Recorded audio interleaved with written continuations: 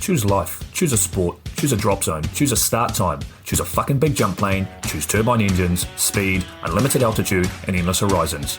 Choose height, no low turns, and travel insurance. Choose jump tickets, choose tiny action cameras, choose your mates, choose a rig and matching helmet, choose swoop shorts and a range of fucking fabrics, choose 120 vertical speed and wondering who the fuck you are on a Sunday morning. Choose sitting on that couch, watching debriefs, spirit-saving slow-mos, smashing beers after last load. Choose standing on the podium at the end of it all. Choose a win you'll love every time. And the reasons? There are no reasons. Who needs reasons when you fly NZ Aerosports?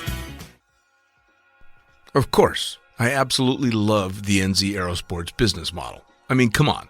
One glance at an Icarus fuck yeah sticker and you know it lines up perfectly with the fucking pilot mentality. But outside their wonderful use of colorful language and a great company vibe, there's a long list of reasons to say NZ Aerosports, fuck yeah.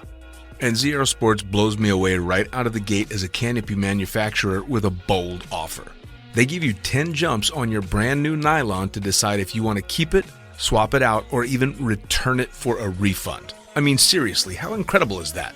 That's like getting halfway through a prom and deciding you prefer the slightly racier date that goes down faster. Seriously, they do that. If you're not madly in love with your new canopy after 10 jumps, they'll let you swap it out for another size or model, or even get your money back. And the range of canopies they've got? Man, they've got a style canopy to fit every jumper and every situation with models you know and trust, like the Sapphire 3, the perfect choice for the beginner or intermediate canopy pilot. The Crossfire 3, when you're ready to kick it up that elliptical notch.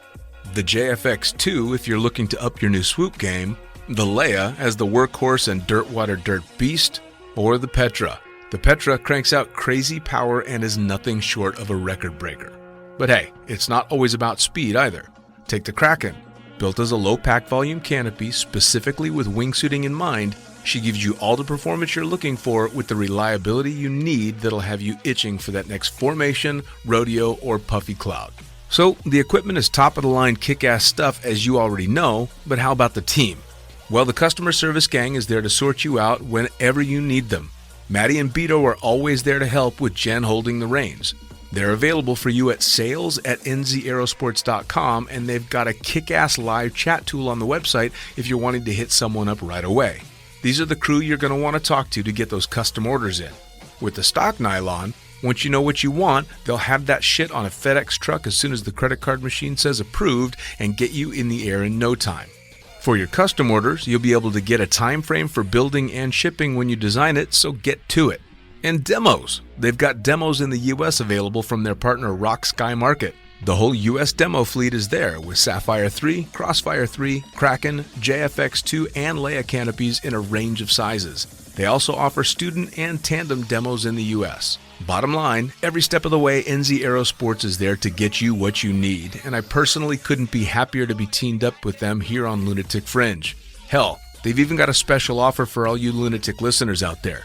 Just head to pages.nzaerosports.com/into the void. That's pages.nzaerosports.com/into the void and follow the instructions to register a website account with them.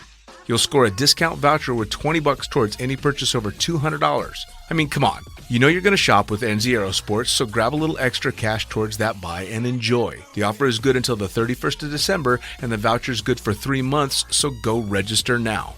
And now, time to get started with Lunatic Fringe Into the Void, brought to you proudly by NZ Aerosports. Fuck yeah.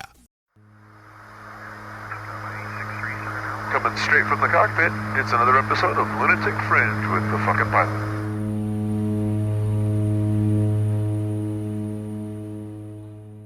Ready, set, go! All right, back in the can for another edition of Lunatic Fringe Into the Void, and this type of podcast is actually probably one of my favorites, which is the opportunity to sit down and talk to a jumper that I don't really know and don't know too much about, because it's the real deal bonfire chat. It's the sitting down next to the fire going, so what the fuck? What do you do? So let's just cut to it.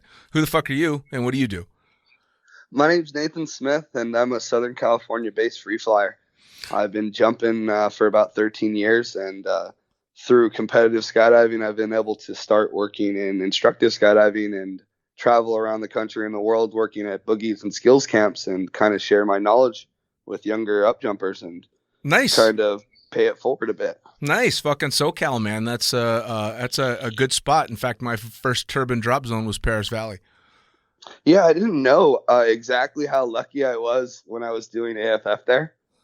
Like I really didn't understand, you know what I mean? Like I didn't get the term turbine for a long time, you know? I was Right. like, oh, it's otters, you know? Yeah. But it wasn't until I traveled to single engine, single aircraft drop zones to where I really understood, like, wow, there's a difference between an operation and a club.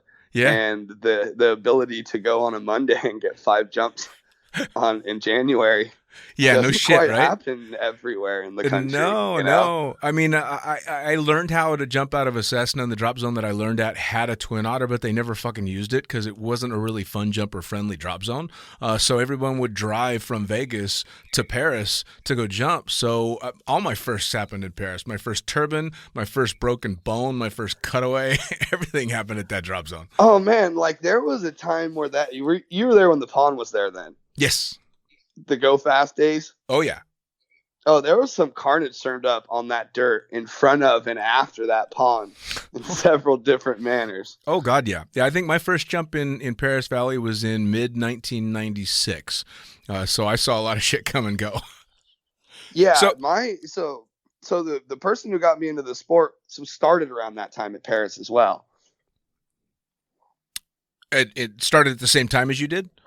Yeah, no, he started in the 90s in Perris and then took about 20 years off and then got back into it, maybe 15 years off and got back into it with his son, who was a good friend of mine in about 2005. Oh, okay. All right. Well, now you were telling me pre-podcast, I actually had a good laugh because I'm always pleasantly surprised at all the different shit that jumpers get up to be able to jump. So, and I asked you, I'm also, what are you doing? You said, my trade keeps me up, up early in the morning and working hard. And I asked you what your trade was. So tell me again what it is you do. I work on HVAC equipment, large tonnage for commercial and industrial equipment. And my last role was at Jet Propulsion Laboratory of NASA as the lead technician. Dude. So that was kind of a big. It's kind of a lot of responsibility there. You kind of think? a lot going on all the time. Well, yeah, it was. You were talking about the it Mars was, mission, yeah? You were working there when they were doing the build up for all this stuff. Oh yeah, I mean it was crazy. Like it was the first time in my career that I had been around a project that was so monumental for mankind.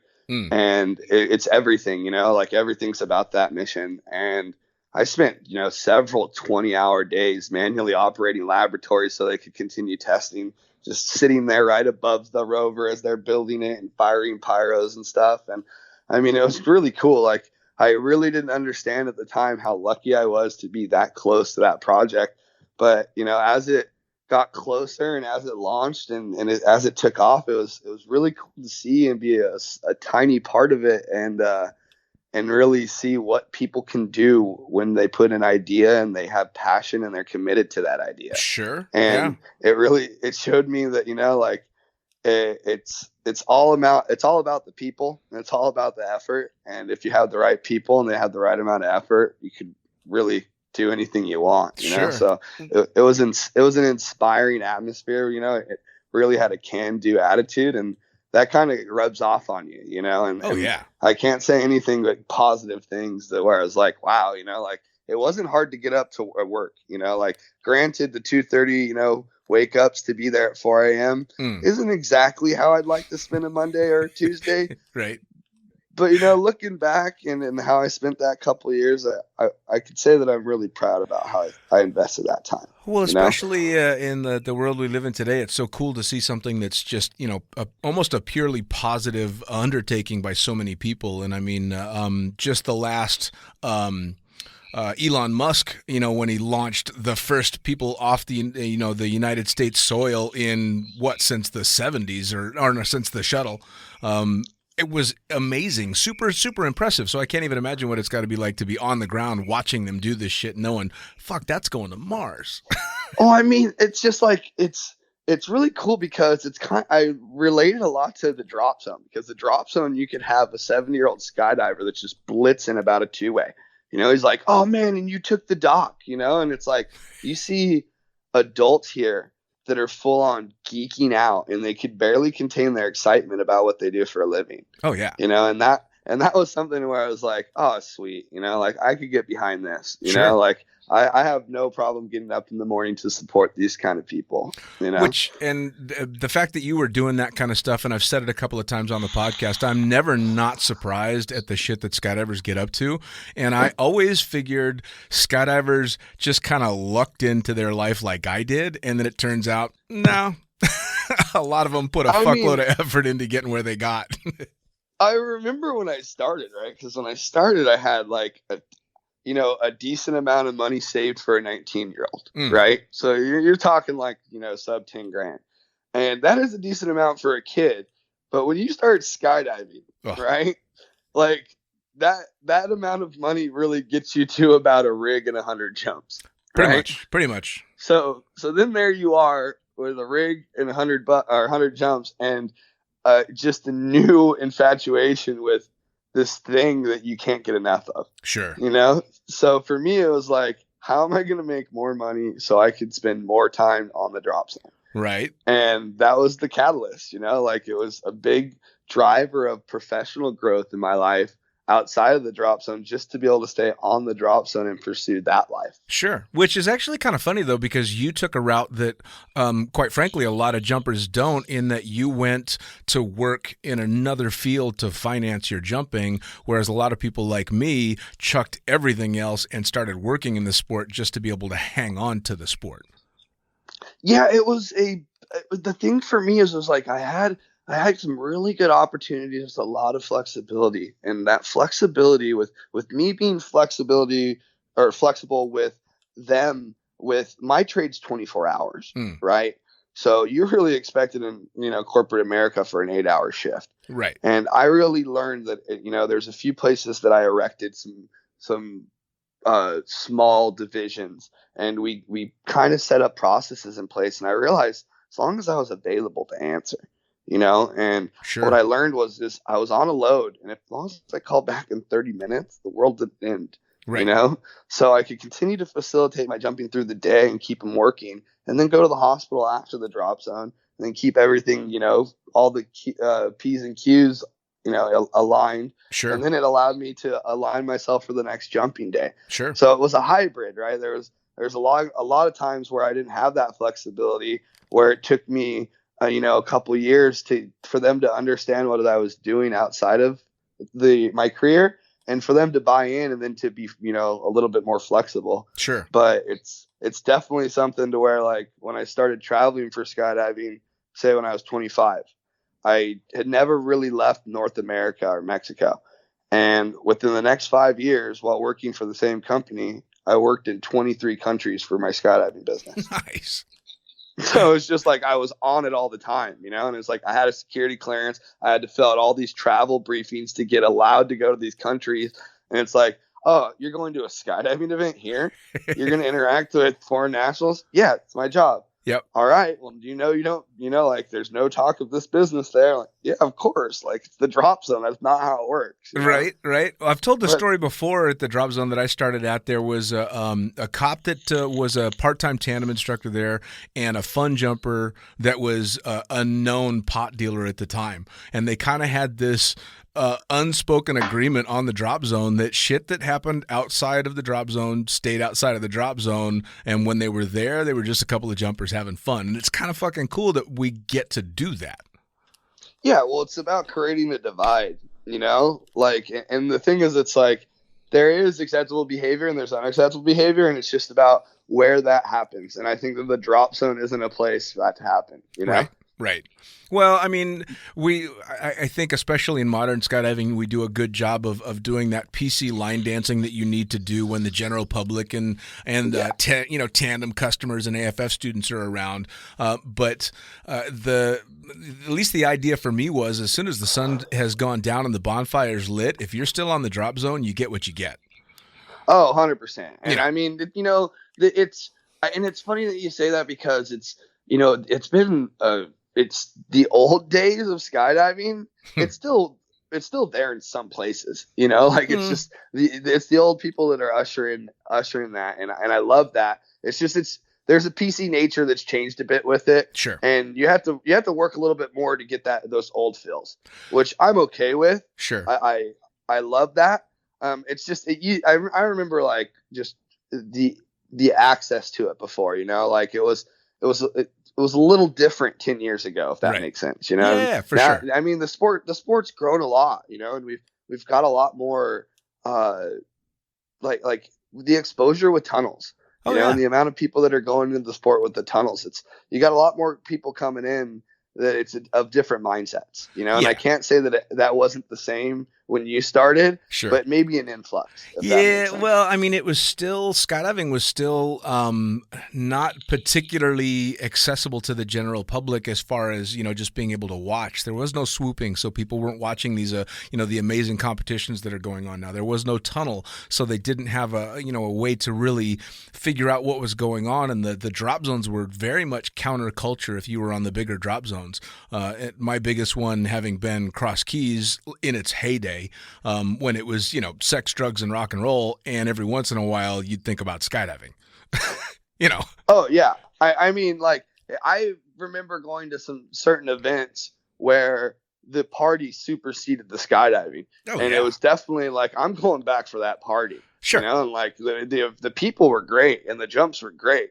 But it was definitely like when the lights went down, that's what that drop zone aspired. Oh yeah, I mean, you could tell where the energies went. And it's not that that doesn't still happen. I mean, I know people that were going to Summerfest every year, and maybe they would jump, but you're right. They were going for the party.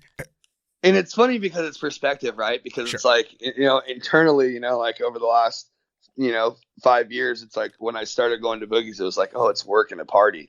And when you're 25 and you're working boogies, your body's a little bit more forgiving of how you behave. Yeah. And as you get a little bit older and as the jumps pile up, you start to see a little bit like, oh, okay, like there's certain, my body needs certain things, so maybe it's a personal adaptation of mindset, because it's kind of turned more into business and work for me in those places. Sure. And I definitely let the guard down and cut it loose, but it's a transition over the last few years out of maybe self-preservation. Well, yeah, no, it definitely is. I mean, I did enough of the intense jumping and the intense partying that eventually I just went, oh yeah, no, everything kind of hurts in my head, my body. I'm not holding up quite as well as I used to. So maybe it's time to back it down a notch, just a little bit, which was fun. Yeah, well, and for sure. I mean, everything has its paces, right?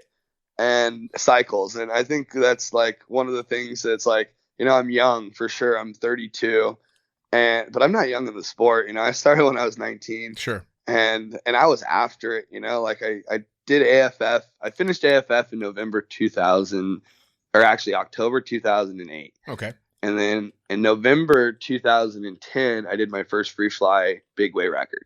Wow. So that first, year, granted, I didn't know that if I wasn't in California at Perris and having the ability to go to Lodi and Elsinore and all these drop zones for wherever the jumping was, but it was kind of my life. And when I looked up a year later and we got I think it was the 58 way, I was like, there's something in this. Sure. Like there's a direction, and it kind of opened my eyes to what I kind of wanted, not just from myself, but from the sport. Sure. And, it was kind of eye-opening because at the time, like the tunnel wasn't really believed in. It wasn't a solidified source of training yet. Sure. It was still on the cusp of acceptability. Right. Like some people used it and it was those people believed it. But the people that learned in the sky were more like, no, you get your experience in the sky.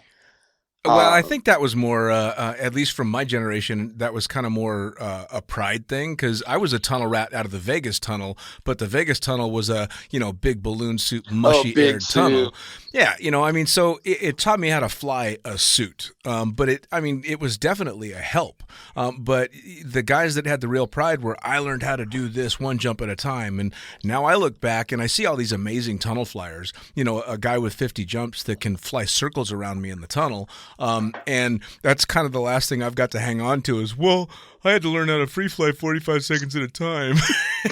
Well, it's like, but but even speaking on the technologies, right? Because like, if I were to look back and think of like milestones of my generation, like there were several places that were catalyst, right? And like Pahokee, right? Pahokee's before I was even in the sport, when Lewis was there, and just it was before everything had moved to Sebastian and DeLand, and that was like a breeding ground for what was happening next, and that it makes me think then of like the Eloy Tunnel, right? Because the Eloy Tunnel, when that tunnel was put up, I would say conservatively there was probably 100 people in the world that could fly head down, and that maybe 50 or 25, and they really took it and they made it a science there, like Jason Peters and Steve Curtis, and like granted they had influence like ushering by Craig Girard and the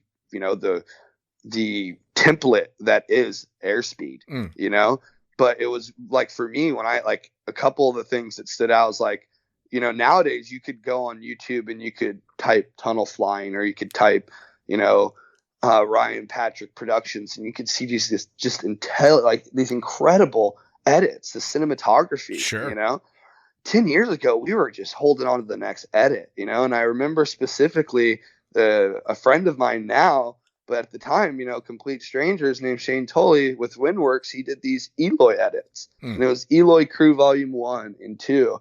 And I remember watching these videos and being like, I'm going to the tunnel and trying that now.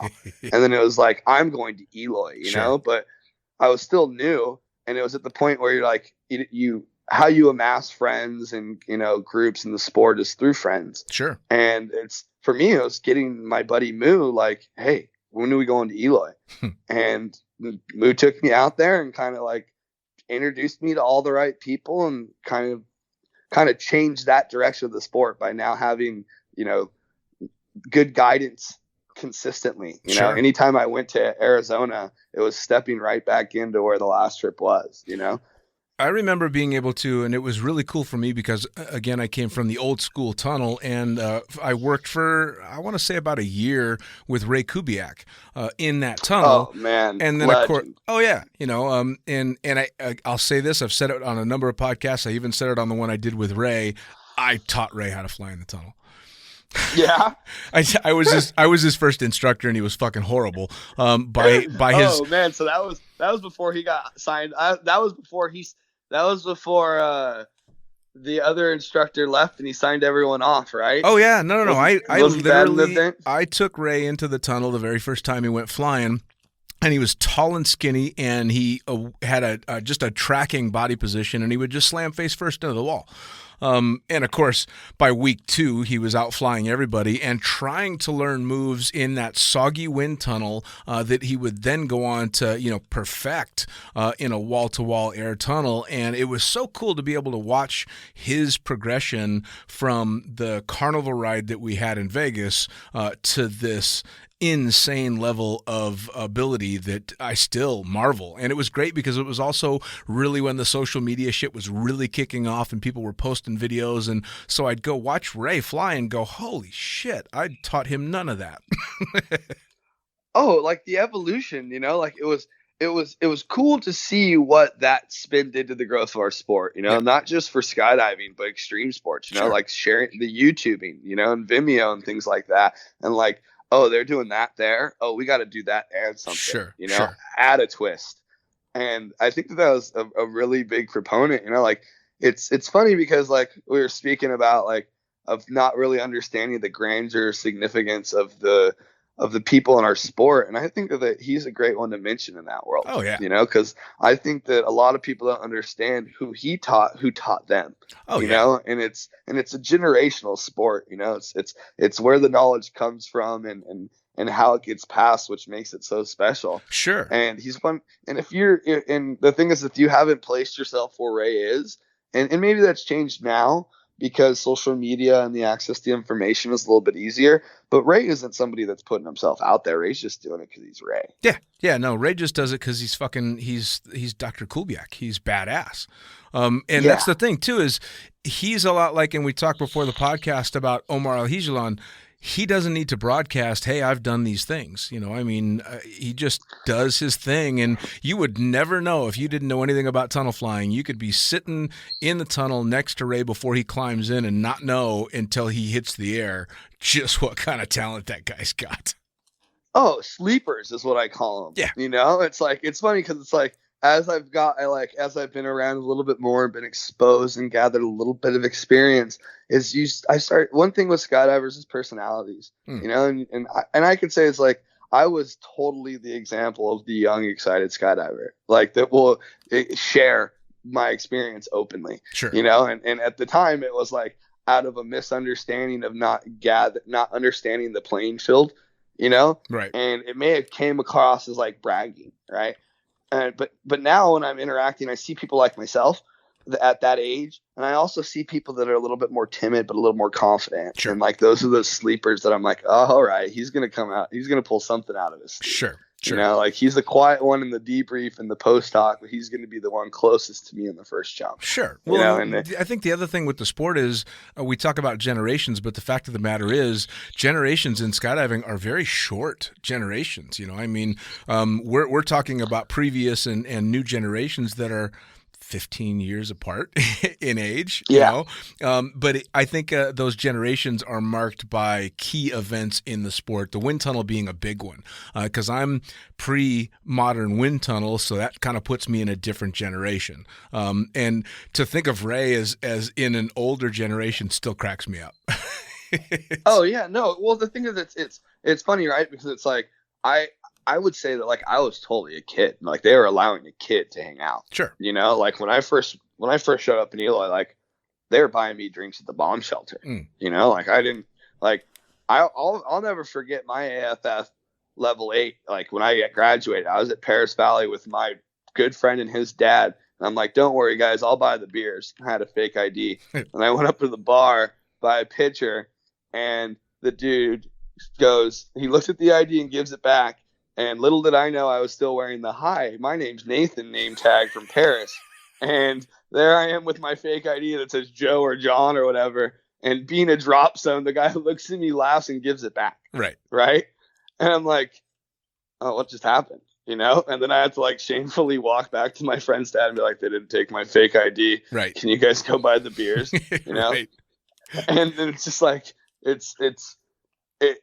you really don't know how fortunate you are at the times that you have it, because it's like, as I was a young adult, developing into a man, still trying to understand who I was as a person, I had these people that had been in this environment that I was in these similar growth points. And they were really, big factors of how I, either turned into being a better person or turned into being, a lesser quality of a person. Sure. And well, I mean, drop zones are kind of they're a boiled down version of society. I mean, you get the extremes from every angle all over the place, and it's pretty easy to spot pretty quickly. Because skydivers become friends and not just acquaintances, but become really close friends really quickly simply because of the nature of what we do. It is. You get to know people really, really quick, and you can go, oh, you're that type. Gotcha. Yeah, well, it's weird because you let this guard down, I feel, when you're on a drop zone. And then especially if you do a jump with someone, it's like you pull down that guard a little bit more. And I feel like that's like one of the easiest ways now to like for me to, I'm a very social person. Like I really enjoy social atmosphere. But there's a surface level of social engagement, and it's really cool to know that I could go to the drop zone, and it's nice because like I'm working at Perris now, but I'll go and fun jump at Elsinore. Sure. And I'll just go and slide in and get on a load, and if somebody wants to jump with me, they jump with me, and more than not, I will be able to give them a little bit of good input and also make a new friend. Sure. And that's kind of the like last week I had the people too, like the different masses of people that you meet. It's like one of my best friends watches a TV show. It's like one of his favorite shows, and I hate it. And anytime we're at his house, he'll like go to put it on and be like, bro, we're not watching this. Well, last week at my Angle camp, the lead artist for that TV show was one of the participants. And now it's like, oh man, I met the guy. He goes, no way, that show's the best. And I'm like, I still don't agree, but now I have a center point, you know? Yeah. You're like, oh, he was a cool guy.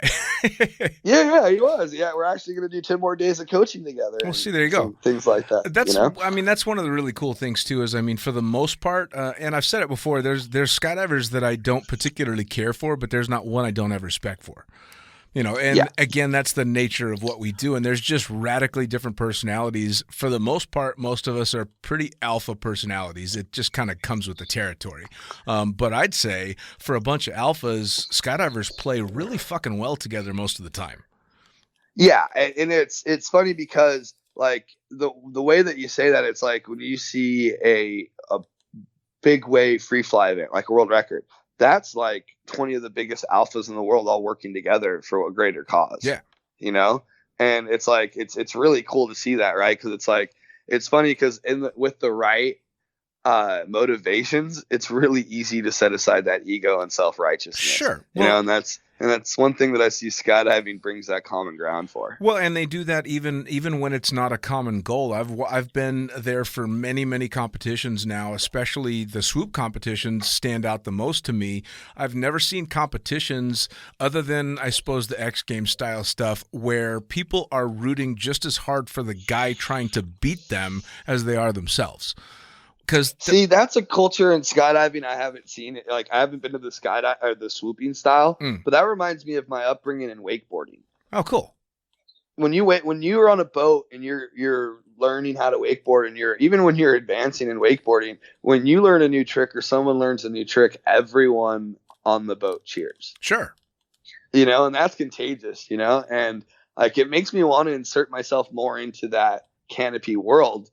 Because there is a division, you know, because in the free fly world, it's definitely like not that way. Right. You know, like when you're at a free fly competition and round one, like when you see the judging of your competitors, like at least in my standpoint, like it wasn't like with the amount of work and effort that we put in, we weren't hoping that they did better. Right. You know, like we hoping that they did their best. And we're hoping that they had performed to their highest level so we could beat them at their highest level. Sure. Do you know what I'm saying? Sure. But it wasn't like like if you saw a new move, there was like, holy shit, they had that new move. Right. You know what I mean? And for me, that was one of the biggest differences coming from the wakeboarding world to skydiving, if that makes sense. I think the only time I saw a competition where it was clearly super intense, and I'd never seen this kind of focus in the sport before, and this was way back in the 98 Nationals when I competed in that, and on board the aircraft that we were jumping out of, we had Omar was doing freestyle. We had the O'Briens were sky surfing against myself and my partner Mary, and then Arizona Airspeed was the 8-way team was in the back. And as we're getting, I think the 2-minute light had come on, and so all the sky surfers and freestyle, we're still just shooting the shit and giving high fives and everything. Yep. And Airspeed's in the front of the airplane, gloves on, heads down, you know, doing their drills and everything. And one of the people sitting in the back yells something along the lines of, "Hey, Airspeed, don't fuck it up." Which we all thought was hilarious. They did not think it was amusing at all. No, and when you're talking to the embodiment of American competitive skydiving, yes, right? exactly. And the thing is, it's like one thing that most people don't understand is that, you know, the growth of our sport has been through 5 or 6 families. You know, like the Hills and the Nelsons and, you know, the Boyds, and there's these people that have this extreme passion and they usher the sport. You know, and Airspeed is a great example of, you know, what a great person will do for the sport. Oh, sure. You know, like they're an institution now. And, you know, like, man, I didn't know, like, speaking of not knowing what you don't know, like when I started at Perris, Dan BC would take me on 2-ways, you know, before awesome.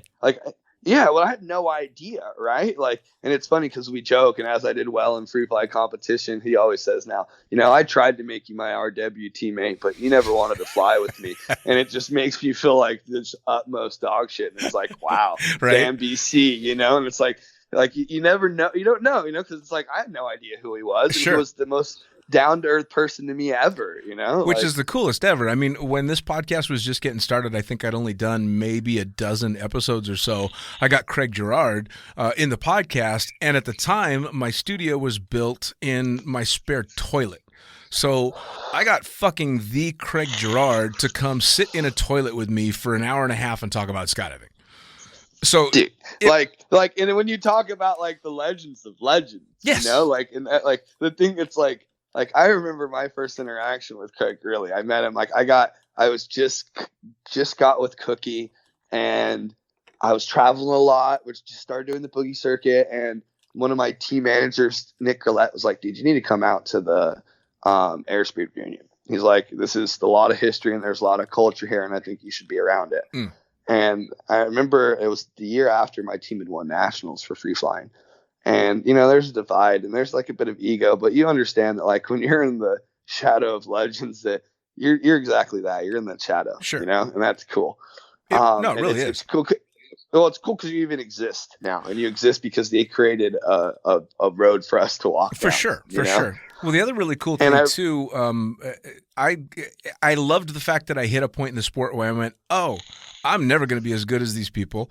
I'm never going to stand on the podium. This is my lot in skydiving, and it freed me up to be a real fan of what other people were doing without ever having to put any ego on my side, because I know everybody out there has got a shot at being better than me, and I'm fine with that. That's a great spot to be. You're still in that competitive zone, so like you said, the free fly competition stuff can get pretty intense. But for me, it would be, yep, I fucked that jump up.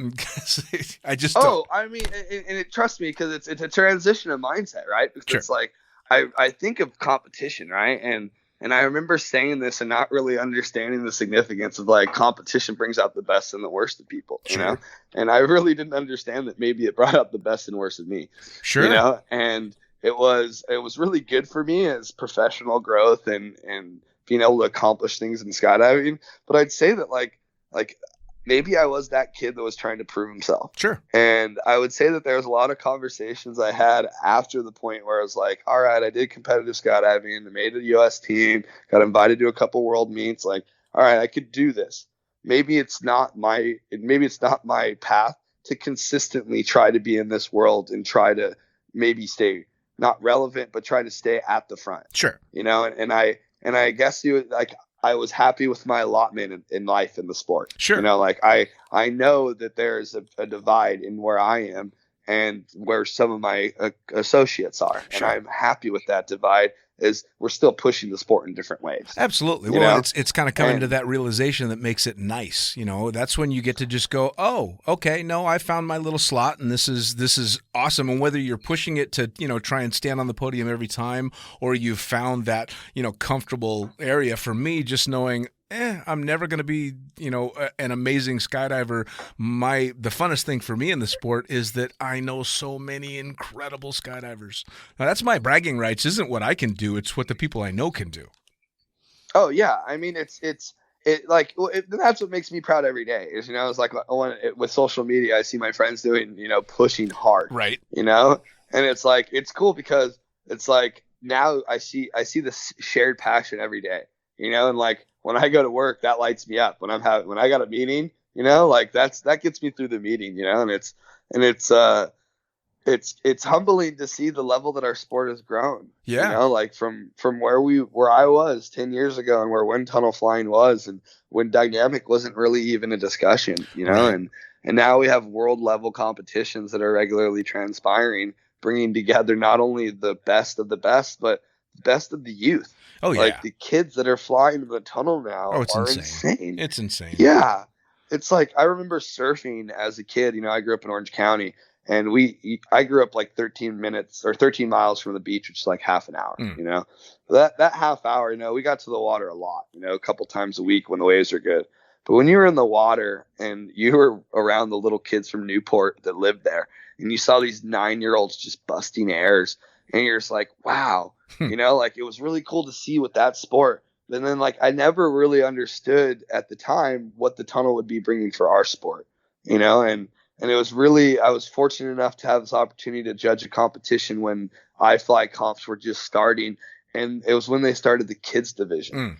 And I'll tell you, my favorite division to judge that whole competition was the kids. Oh, I bet. Like seeing these little humans in their competition zone, Oh, yeah. and like seeing how they're like, cause my dad was big on it, right? Like my dad was the, like all preparation with wakeboarding. Wake up on a weekday before school and drive an hour to the lake so I could train an hour before school. Oh man. So it's like I get the mindset, and it's cool to see that they get to live, that at that age. Oh yeah, man. And they get that stimulus of the mindset and the imagination of like, oh man, I could fly and I could do what I want when I fly. Oh yeah, I just saw a video that I think it just came out on Facebook just a couple of days ago of the Wittenbergs working on another routine. Man.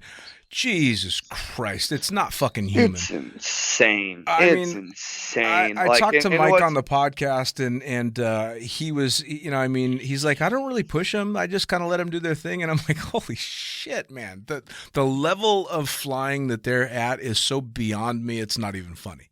Oh, they're light years ahead.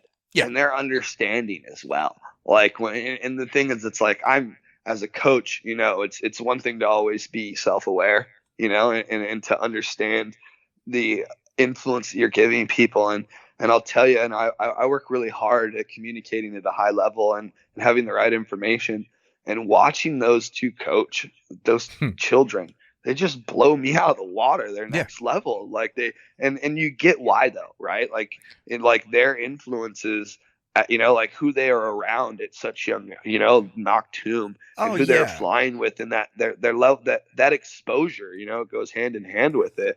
But also the mindset, right? Because Mike and Julie are both just incredible people. Sure. On their own, so it's like, it shows you what two passionate people can make. And, if they encourage it in the right way, like, it's just amazing, No, it really is incredible. And they, the other big thing that they didn't do was push. They let them choose that path on their own, which is just, that's the way. Like one of my favorite Wittenberg memories is I was holding my first camp at CSC. And it was when I first started holding angle camps. And it was before angles weren't really big about 10 years ago. The East Coast had their thing and a few people on the West Coast, but it wasn't regularly taught. It was, angle events weren't regularly scheduled. Sure. So I went out there and, it was just me. So I had the idea of, like 10 people, and having, at that time I was a lot more ambitious, and I was turning loads and doing group debriefs, and it was, still growing the business. And the camp filled up, and they added Mike to my camp. And he was my second instructor. And I was like, holy shit, I'm working with Mike Wittenberg, right? Right. Well, the only better part was Julie showed up, and she's like, yeah, I don't get coached from him, so I'm going to be in your group all week or all weekend. So I got to hang out with her for 3 days. And it was cool because it was like, she got a lot better. But it was also cool because it's just, I was able to be around them as people. Sure. The kids were at some camp and doing some things, and they're at the drop zone. And me and Mike were working together, and she was there having fun. But it was cool to see at that level, like, they started at CSC like 20 years prior or something, and they came back because, like, just to be there, and it's really cool to see that, like, no matter how much time you put in the sport, there's still that passion there. Sure. Like one of them's working and the other one's there playing while he's at work, Yeah, absolutely. So now you kind of found a way to balance a working life in the real world with being able to go out and do all of this skydiving stuff as well.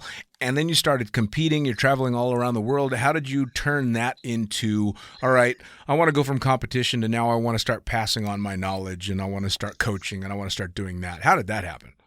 Man, it was extremely humbling, right? Like, it's another one of those things where I didn't know the opportunity I had. Like, was jumping at Perris, was on a slightly supported team, and I got pulled over to Elsinore by Brad Cole, and I shot video for his team.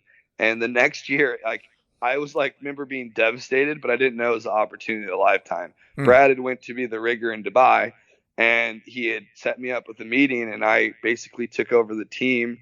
and was able to jump for free. And what my catalyst was is I had to start doing a monthly skills camp, and I had to start organizing at the Drop Zone Boogies. And Elsinore, Chicks Rock, that's kind of, one of the biggest Southern California boogies. Sure. So I think it was like my third or fourth competitive year and third year at Chicks Rock that I did a sunset angle jump. And I had this dude come up to me after the sunset angle jump and was like, just geeking, like, that was the best jump ever. Like, man, I've never had a jump like that. It's like, will you come to my drop zone and, teach us how to do that? And at that time I had been hosting these, skills camps once a month that weren't very popular. They're a free skills camp and people really didn't understand the value of it. Sure. So I'd had a lot, experience with like 3 or 4 people at a time, and maybe 5 or 6 and a couple groups. And I was like, you know what? I was like, I think it's time to try my hand at this outside of Southern California. And it was one of those things where it's like, you really don't understand the information you have is it's accessible where you are, right? Like being around Travis and Andy and, the knowns were known, but as I traveled to a small drop zone, I didn't understand that how my first 5 or 6 years in the sport, I had amassed this expertise and, the level of understanding and detail for these disciplines that just didn't exist at other places. Right. And it's crazy how the word of mouth really spreads in our sport, because like I started at one place and then one person there was like, oh, you should come to my drop zone here. And then it kind of just one thing led to another. And before I knew it, I remember my first year, I started booking events in May, and I filled up my schedule in like August through October, right? Ending at Chicks Rock. Wow. And I was like, fuck, I could do this, like I could stay busy. I could work on the weekends. I have the freedom from work. It's like, this could be the thing. Right. Then the next year, come December, I get invited to go to Australia the next year. So I was like, shit, I'm going to go to Australia next January. I was like, maybe I'll start pushing now to start booking earlier, and I'll start doing the winter stuff on the West Coast as well. Sure. So then I started booking in December, and then in February, I was then booked from February to January the following year. And it was like, it was really interesting how it makes a large transition, because those weekends off are really important. Sure. And then you find yourself, like in July, where you're on your 18th trip to the East Coast, Jesus. And for 3-day trips, overnights on Thursday night for, be there at 9 a.m. on Friday. And, and I remember like the jumping then was nuts too. Like I remember doing like 30 jumps a weekend, like summer days, 10 jumps a day, and, like going home, getting up, going to work, and then doing it all again. And I realized that next year that the nature of a balance is really important. And I started to create divisions and, not travel. Like I still traveled. Like, I think the next year I went to 5 countries, but still I made sure that I had weekends off, and I made sure that there was a little bit different, like I stopped going from boogies all the time to doing a boogie to the next weekend I do a skills camp, or, kind of mix the monotony. So it was a little bit more, favorable for my body. Oh yeah, well, and I think actually one of the chief complaints that I've had from any of the people that I've talked to about burnout is always they went too full tilt, because I mean it's an attractive fucking lifestyle. I'm traveling, I'm jumping out of airplanes, I'm meeting people, I'm doing all this amazing stuff, but next thing as soon as it becomes a job, then it starts to get really fucking difficult. I mean. Oh yeah, well you like what the thing for me that was this. It wasn't, I wouldn't say tough, but it was like, you realize like for me, I didn't understand. It's like, when I was at the drop zone, like I really did care to be, a positive, energetic influence to people. And that interaction, it's effort and energy, Sure. And when you give it all the time, it's like, you really got to understand like, oh wow, there's a balance to this, right? Because I only, like, as I rest, I only recoup so much energy. And Sure. Then I get up and then I go hard, and then say I have a long night, then that compounds the next day's energy. And, Sure. I learned about 5-6 years ago when I was working 7-day events that, You know, like a lot of the events, they're not races, they're marathons. Sure. You know, and it's about how you make it through and get through all your days of jumping. And when you book 9 days, you want to jump 9 days and get paid for them. You know. Sure. Well, that's the thing, right? I mean, you're not showing up just to party. You're there for a purpose other than just enjoying the environment. So you've got to, kind of pace yourself. Otherwise, you're not going to be getting called back to events if you're not being able to, put out what you're offering. 100%, right? Like, and the thing there is, it comes down to that balance. It's like it's having fun, but also putting on your business hat. Sure. Because at the end of the day, like, you are there for an event, you are there for their event, and that's the main reason of the whole trip is the event. Sure. So it's like putting having the priorities in order is important. Sure. And I've noticed that, like, as I've transitioned to run my skydiving school like more of a business, that's just been respected, and it's been easier, and then the work is easier, and the communication's easier. Sure. And it's like it's those things that you don't know until you know, or until you learn them. Right. And it's the experience that's like 100%. Because if you would have asked me when I started if I was ever going to travel to an event for work, I'd have been like, no way. And then if you would have asked me if I was ever going to get sick of traveling to skydiving events, I would have told you you're crazy. Right. But there's definitely a point where it's like, man, okay, like there's only so much that my body can do. Sure. And I need to find that balance. Well, and I don't know about you, but sometimes I just need to step away from everything that's related to what I normally do just for a deep breath. Just to go, all right, fuck, I need a reset. I need to go think about nothing that involves flying a plane or jumping out of a plane or writing or talking to anybody. I'm just going to shut the fuck down for 2 days or whatever it is. And it makes an amazing difference. You get to come back and go, oh yeah, now I remember why I'm here. Oh, I started doing, like, I was jumping stupid amounts when I was younger.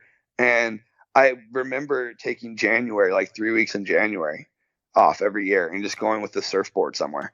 And I remember, like, for the first week, like, I was so glad to be away from the drop zone.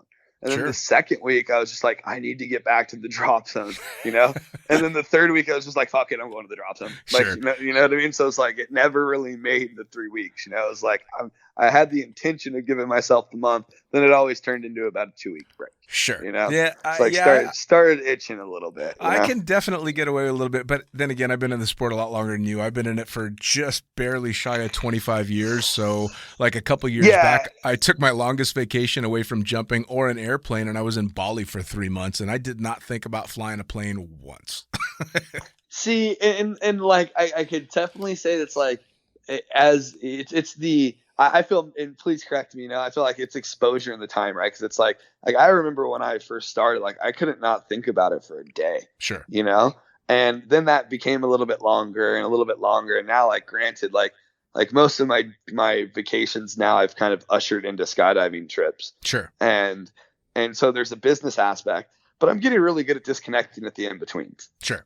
Yeah, no, I mean, so it's like, I guess I jumped into the sport full throttle. I mean, from the get-go, I was almost immediately working in the sport, and I've been working in the sport in some capacity for almost 25 years. So for me, to step back and just go, yeah, I need nothing to do with this for a little while is why I can come back and have an iPhone filled with pictures from the cockpit, because I still fucking think what I get to do is so goddamn impressive that I need to take pictures of it.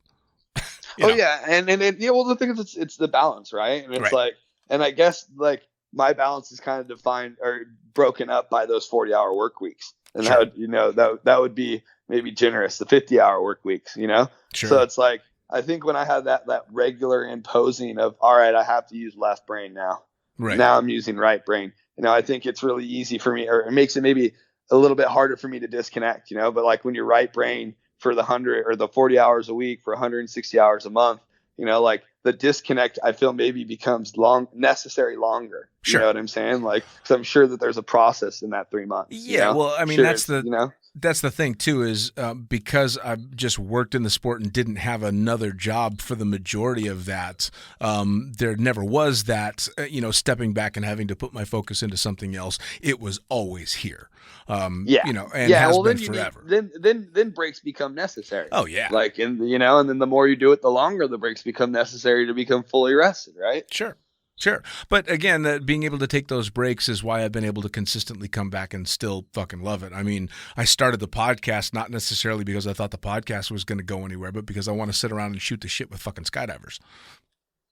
Yeah, what an awesome way to spend extra time, right? Yeah, man. Catching up with, old friends and making new ones. Yeah, and it's a fucking blast. It really is. It's an opportunity to get similar minds together. And one of the biggest comments that I get over and over again is from a lot of older skydivers that have stopped jumping, and they're like, I listen to the podcast because I feel like I'm back at the drop zone, which is kind of what it's all about anyway. I mean, no, 100%. It was great. And that was, when I was listening, it was super cool because there's a lot of these things that you disconnect with. You're super close to where you are now, but you kind of disconnect from the origins. Sure. And it's really important not to lose that connection, because it's I'll tell you firsthand, is when I think back to the few people that took the time to mentor me and give me direction, and the reason that they did that is just because they cared about me as a person. Sure. And lo and behold, that I was able to take that little bit of input and turn it into a business and turn it into a lifestyle. I never really never knew what I had access to, and I never really knew how thankful that I would be. Sure. And it's just the nature of the people in our sport of wanting the best for everyone around you. Yeah. Well, and I mean, let's face it, most skydivers are very open, very giving, generally pretty happy people. I mean, I don't think anybody that I approached to do the podcast, even back when I was just getting started, said no. People would say, hey, can we do it next week or the week after or whatever? But I mean, I've got rock stars from the start of the podcast just because they, just like me, enjoy sitting and talking about all the amazing experiences we get to have in this lifestyle. Oh, I mean, it's you don't know this when you get that USPA membership at AFF. You don't know that along with that little logbook becomes a logbook of memories and friendships that kind of form you who you are in the direction, it's amazing, Yeah, I'm sure you're just like me, is very slowly but surely, as I got more and more into skydiving, I watched my circle of friends go from a couple of skydivers to mostly skydivers to skydivers, and then the one or two people that I remain friends with outside of skydiving. And it's pretty much been that way for, again, 25 years. I can name on one hand close friends that I have that don't jump. Oh, I mean, I would say I have one friend and it's been his effort to stay in my life. And we've had time through division, of traveling as the nature of our jobs. But my family has become the people I've met. Sure. One of my goddaughter's dad is one of my first tunnel instructors. So it's did I know that I'd ever have a goddaughter? No. Thanks skydiving for that. Sure. It's crazy how and now one of my best friends I surf with every day, he came to one of my free camps 10 years ago. Nice. And now that's who I spend the Christmas with. And I've watched his kid go from being a little boy that gets rolled around to now he's a little 7-year-old with an opinion. Sure. It's crazy, and I have to look back and be grateful because it's man, I got into skydiving at a really hard time. I lost a good friend, and skydiving really saved social engagement for me. It brought better people in my life, and it made me see that there are good people still. And sure. It was an influx of good people because the drop zone, you got some really good people. Yeah. And it was a neutralizer for a lot of bad things, and then it became the founding of a lot of good things. The centerpiece, yeah. This fucked up year that we're still suffering through has been amazing proof of some of the incredible shit that skydivers will do outside of the sport as well. And the Julio and making all the masks and all the different help that I've seen given all around, and especially where you're at in SoCal. I mean, you guys are getting ready to go under lockdown again, but or are you locked down? Oh again? yeah, it's crazy. It's certain areas are now just not acknowledging the lockdown, and it's kind of like, it's funny, right? Because you get the text messages like, hey, let's like the groups of, let's go watch football, the back door at this place. And it's, like it's just frustrating, right? Because those are the things that are going to help us from keeping this change, right? Sure. Or who knows what's going to make change. But it's like this year has imposed the longest break of skydiving for me in 11 years. Yeah, for most people. I had to go, like when we shut down the drop zones here, and then Perris made those extreme efforts to open, like that was tough, but like sure. The thing is, it's like, I think the last like thing I saw on social media was the Riverside County sheriffs were saying that we're not going to impose the mandate. The information is inaccurate, and if you want to operate your business, be responsible. Sure. So I believe that Perris is still operating. So I mean, it's an interesting time. It's hard to really understand the direction of what's happening. It's like, it's now starting to be a thing where for a long time I would hear about it and I didn't know people that were having it. And now It's like, I'm starting to regularly hear the people that I know are having it. Oh yeah. And good, bad, and different. It's a thing, so for sure, man, like, for sure. Well, and I'm hoping that now that the vaccine's getting spread and stuff, that it's going to be a while before life gets back to normal. But if you're safe, and I know Perris Valley was big about trying to be safe with everything, and as much social distancing as you can do, and the masks and all that kind of stuff, then being able to get back in the air is an amazing thing. I mean, yeah, for the mindset, right? Because it's oh yeah, it's that freedom that when you have like that access to it, you really don't understand how good it is for your mindset. Sure. Right. But then when you're withheld it, it's like, it's really a part of people. Yes. Like I couldn't even imagine what it was like for Sarge, Craig having to take a break after, like 30,000 jumps. Oh yeah. And then now being imposed, maybe it was good for him since he's been jumping so long. You know what I mean? I don't know, man. I'll tell you what, I've never seen anybody still so damn excited to go jump out of an airplane. Oh, dude, are you kidding me? And remember everyone's names. Like, yeah. Kidding me? Like, it's those two things, the internal stoke, Well, I remember watching videos and seeing all this amazing stuff and seeing this incredible jumping that he would do.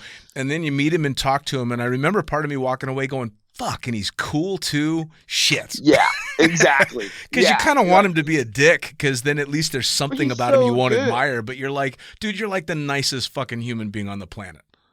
Oh yeah, well, dude, it's like you want to hug him. Yeah. You know what I mean? Like, like it was funny because the other day I did a balloon jump at Perris. Right, I did my first base course, and being scared as shit now, as I've seen a lot in the last 12 years. Sure. I went and did a balloon jump, like a dead air exit, and as I was driving back to the drop zone, I saw this plumbing truck that said Gerard's Plumbing. I was like, oh, fuck, I wonder how Craig's doing. Right. And then I pull up to Perris to drop my rig back off in my team room, and him and Ileana are parked there, and they're training on a team with BC.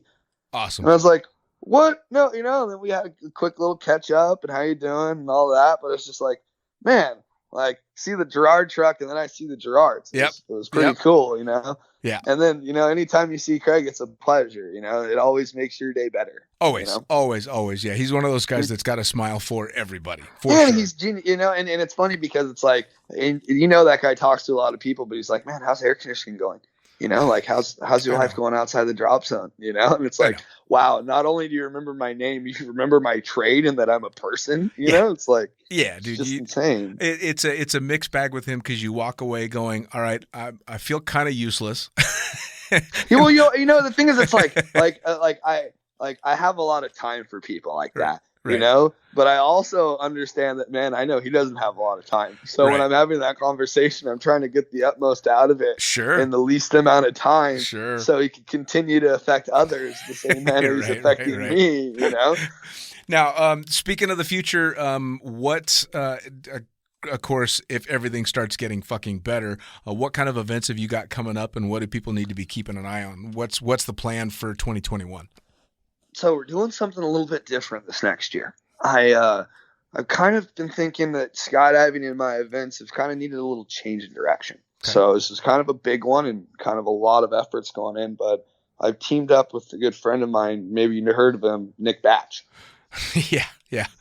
I've heard of Nick. So he's pretty established. I would say he's done a few things that are monumental for his discipline. One or two. And we're combining our efforts, and we're putting together what we're going to call the Total Flight Experience. Oh, and nice. It's going to be a fully debriefed experience. So from free fall, you'll be having a group free fall instruction, and then you will be having canopy instruction from Nick Batch and several other professionals.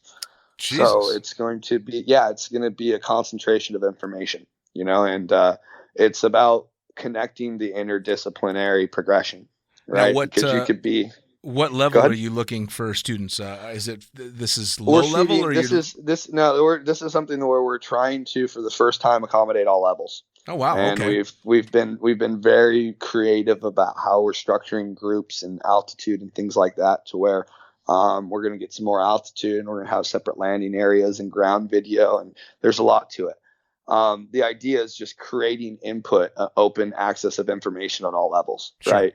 The thing is if you go to a canopy course, you're typically doing 15 or 20 hop and pops in the weekend, and it's really canopy focused, which that's the beautiful thing about this is it's going to be, you can take from it what you want, right? And if that's your focus, that's your focus. But you're still not going to lose on the other part. And the other cross part is there are people that have had that focus where it's been canopy and it's fallen short on their free fall disciplines, right? So it's about creating that, the progression for people that are just having terrible landings, that don't have that understanding of connecting to getting to a little bit more high performance, to even knowing if you want to make a high performance landing, to essentially the people that are just, kind of bringing everyone together, and kind of creating a standardized table of like, hey, this is an idea of where we all start. And this is an idea of where we all begin to go. And this is how we want to go. This is kind of the path of where you want to end if this is what you want. Awesome. If that makes sense. Awesome. So that'll be the first one. Will be in Skydance in mid-April, and then we're going to be bringing it down the West Coast after that. Nice, man. Nice. You're going to my old stomping grounds, man. Skydance is a great little place. Yeah, and I'd say that it's definitely the amount of openness that they've had with us when doing an event like this. It's pretty cool that they're willing to usher a new direction. Awesome. It's a big undertaking when you combine these disciplines, and it's really cool how they're accommodating for us. No doubt. Now, how are people going to track you and the new direction this is going? How do they find you on social media? How do they find out about your camps? How do they find out about this new stuff that's going on? Nathan Smith Skydiving is my Instagram handle, and on that handle, you'll be seeing some new things coming out of the Total Flight Experience, and we'll be having a page for that as well. We're about to formally do the first announcement just after the first of the year with a short video release on social media. Awesome. With me and Nick. So I'd say just Nathan Smith on Facebook and Nathan Smith Skydiving on Instagram. Dude, that's fucking awesome. I have a feeling you're going to end up, especially having paired up with Nick, be busy as fuck. Yeah, I think we've been planning this for about 5 years when we met in Australia, and it's something to where we've been waiting for the right time for the sport to be ready for it. Sure. And I think that we're there. So it's going to be an evolution and a learning process. But I think we're going to have a lot of fun and maybe mix it up a bit. Well, and come 2021, I think people are going to be chomping at the bit to get back to a little bit of normalcy and start learning some new stuff, which is fucking fantastic. Yeah, I mean, the idea is to be able to have an affordable platform for people to get information to where, it's also fun. Sure. So it's just trying to be a little different. That's what we started doing this shit for in the first place, right? To go out and have fun, man. It's supposed to be enjoyable. Well, dude, Nathan, I'll tell you what, I cannot thank you enough for taking the time to sit down and shoot the shit with me. I want to hear more about how these new courses go. I want to hear more about the progression. And you said you guys are going to announce first of the year? Yep. Awesome. So we're going to go to Nathan Smith Skydiving on Instagram and Nathan Smith on Facebook to track you down both places. Correct. Dude, thank you so much. Awesome. Thank you, bud. All right. Once again, that was Lunatic Fringe Into the Void, as always brought to you by the greatest magazine in the known universe, Blue Skies Mag. Head to blueskiesmag.com. Also brought to you by the Extreme Sports Collective, pussfoot.com. Head to pussfoot.com and check it out. Summit Parachute Systems, summitparachutesystems.com. Jarrett Martin making badass pilot rigs and giving rigging courses as well. You've got to check them out. And then there's me. I am the fucking pilot. You can check me out at thefuckingpilot.net. That's where you can get subscriptions to this podcast and all the other episodes, as well as links to both the books that I've written, the Blue Skies Magazine's Fucking Pilot book and the Accidental Stripper, both available in digital and print. We'll see you next time.